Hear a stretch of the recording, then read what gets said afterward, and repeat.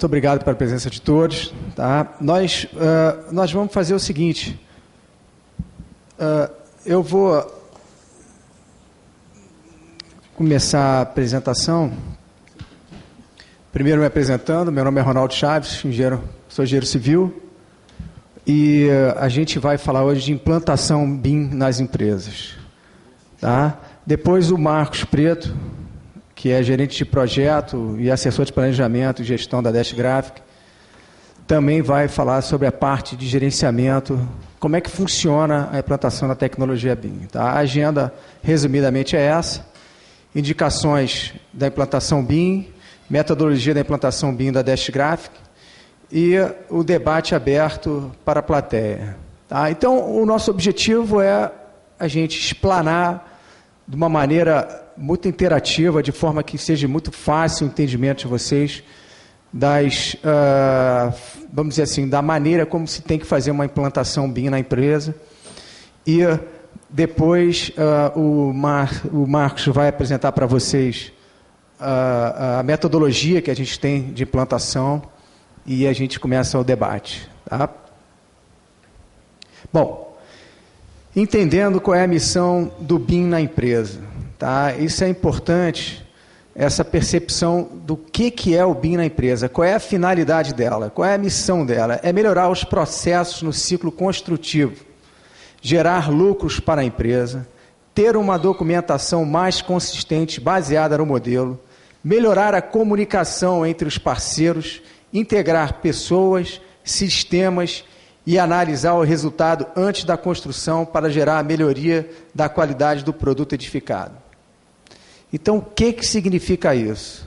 Significa que o BIM ele entra na empresa para dar lucro, gerar um resultado na melhoria de processos, para que a empresa tenha diversos benefícios diferenciais dentro do mercado competitivo que ela atua. Tá? Eu tenho que falar também uma coisa que é relevante, que diz respeito aos vários segmentos que existem dentro do processo construtivo, que vão desde empresas de arquitetura, passando por empresas de projeto que trabalham em determinadas disciplinas, em segmentos, sejam instalações elétricas, hidráulicas, enfim, ou qualquer segmento que esteja, e mesmo essas empresas têm que estarem com a mesma percepção da missão do BIM dentro dessa empresa. Ou seja, através desse modelo, ela tem que entender, através dessa missão, ela entende aonde ela encaixa, como ela vai chegar ao resultado através da implantação do BIM. Tá?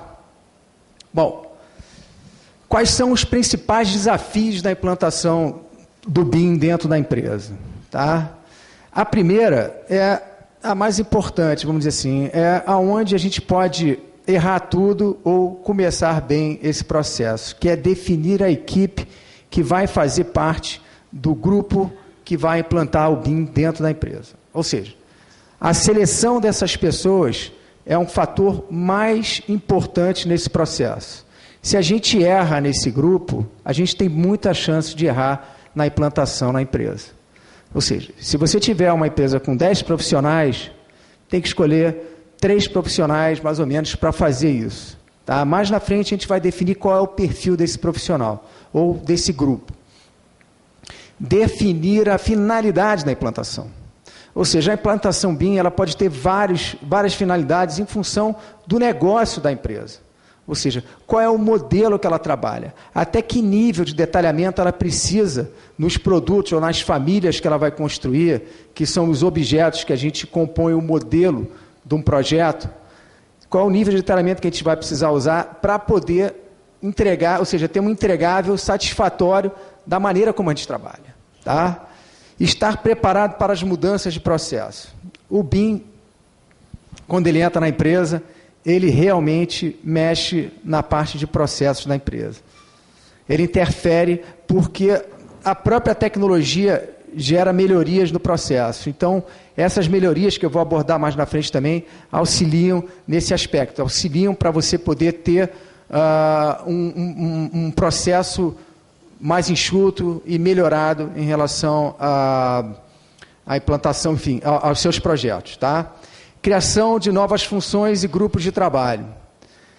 Quando a gente faz a implantação do BIM, há uma demanda natural dessa equipe de fazer a criação de novas funções, como, por exemplo, um profissional gerente BIM, um grupo de trabalho que vai fazer um trabalho de escritório de projetos ou que vai ter uma finalidade de discutir o assunto dentro da empresa para poder implantar a tecnologia.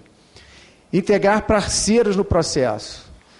Haveriam também... O BIM ele não vem para trabalhar só na empresa.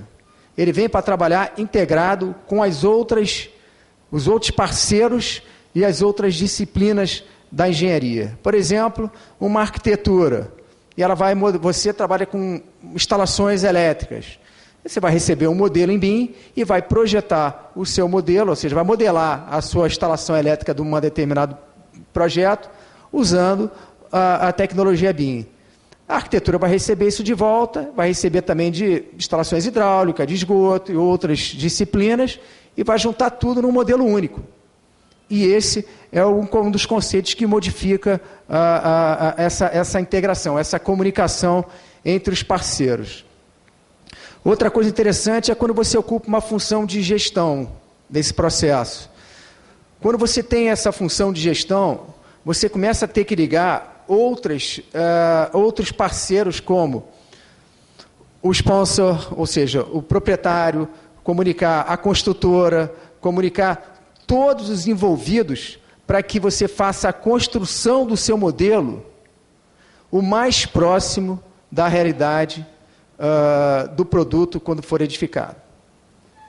Essa integração e essa comunicação, ela tem que ser levada a sério, porque é aí que está o grande diferencial de um retorno financeiro de uma construção, de um produto edificado, passando pela construção, que se ganha com o BIM.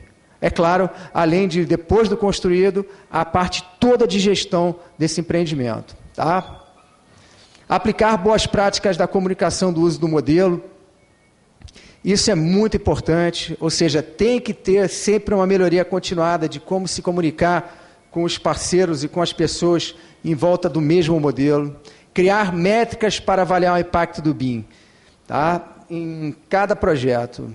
Isso é uma análise do resultado da implantação do BIM, ou seja, criar uma métrica para poder avaliar o quanto isso está te dando de retorno para viabilizar cada vez mais a implantação do BIM. Tá? E um dado super relevante é em relação à mudança cultural. E esse problema, quem viveu a década de 90 e mexia com o AutoCAD, mexia na prancheta e passou para o AutoCAD, alguém aqui pegou essa fase, não? A gente viu a quebra de paradigma que foi, né? Tirar o pessoal que desenhava muito bem à mão e botar na prancheta era uma guerra. Botar o pessoal para voltar, assim, começar a entender a importância dos benefícios, realmente é uma coisa muito complexa.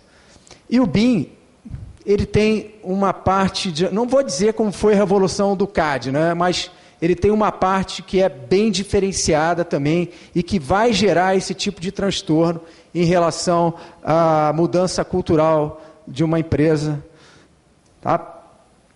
Bom, aonde que se ganha implantando a tecnologia BIM?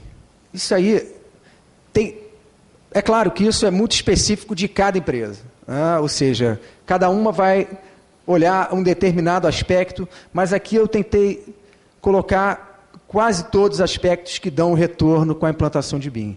Tá? E em diversas fases. Às vezes, por exemplo, uma gestão de empreendimento não interessa para quem está fazendo um projeto, mas faz parte do processo construtivo e é um benefício para quem vai gerenciar, vai fazer a manutenção desse bem.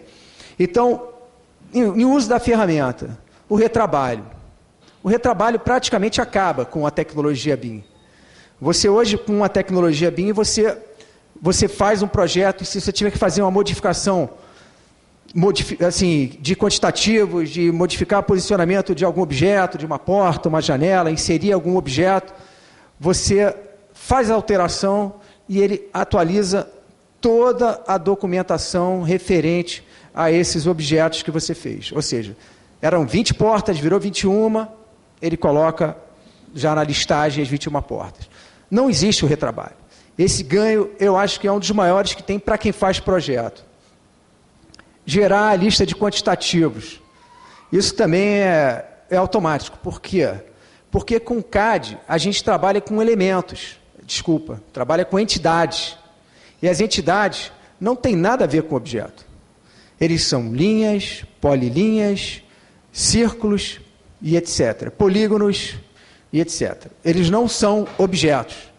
Então, quando você trabalha com objetos, fica muito fácil do sistema entender que aquilo é um objeto e ele tem especificações e ele consegue interpretar e gerar todos os quantitativos. A documentação que se entrega é um outro dado muito bacana.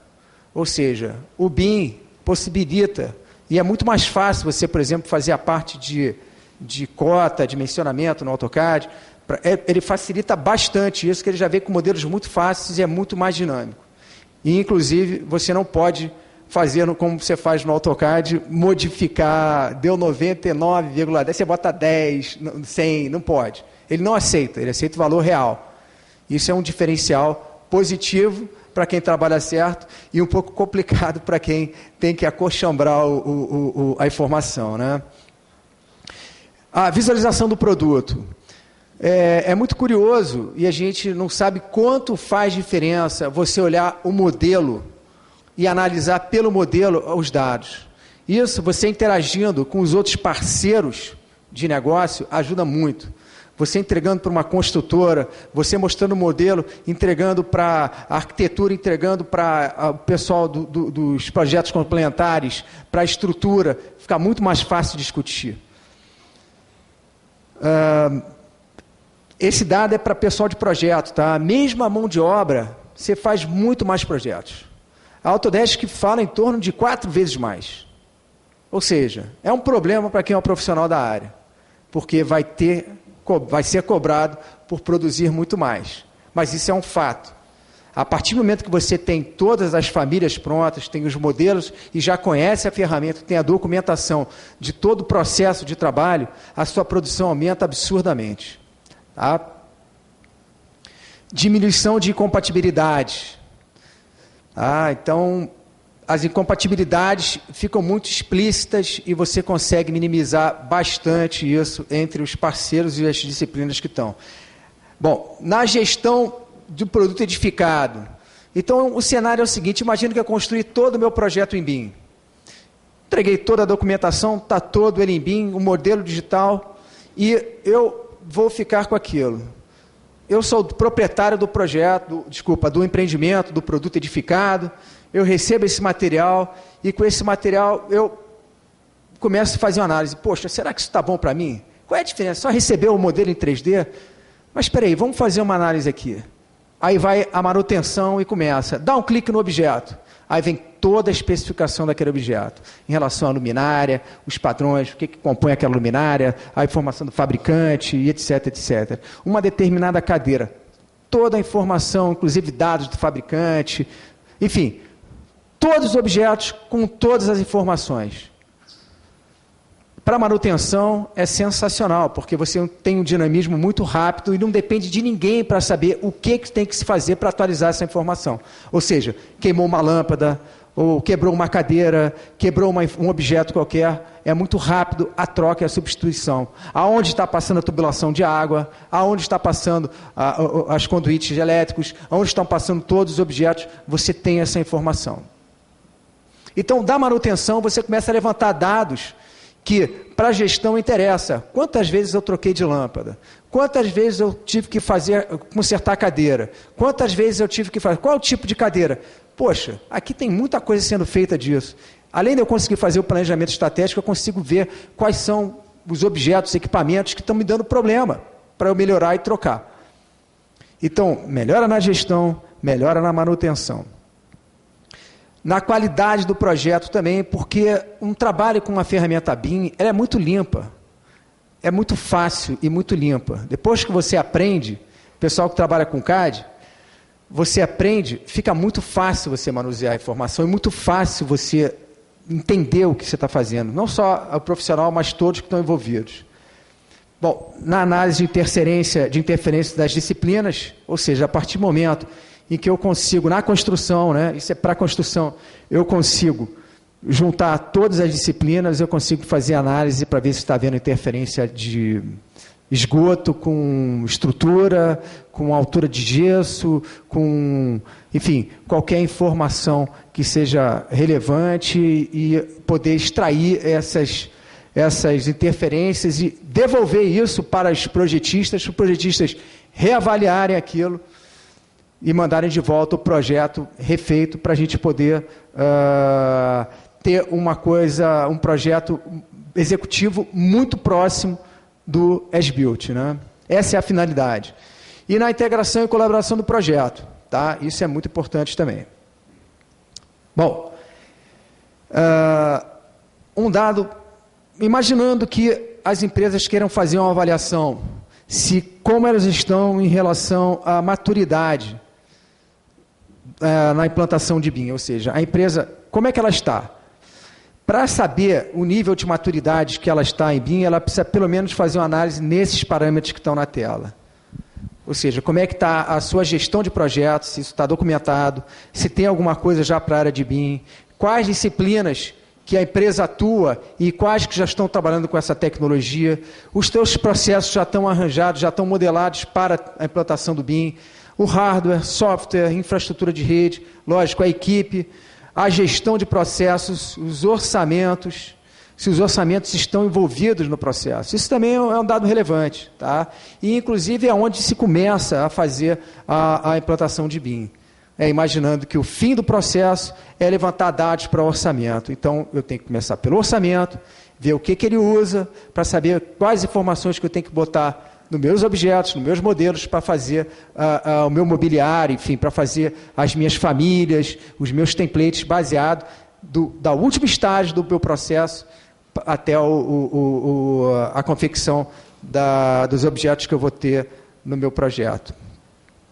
Nível de detalhamento. O nível de detalhamento ele é relacionado diretamente à finalidade em que a empresa, e que nível de documento que a empresa trabalha. Ou seja, se ela trabalha, um exemplo, uma prefeitura, que ela orça com um projeto básico, ela precisa fazer projeto executivo? Não precisa. Ela tem que ter uma documentação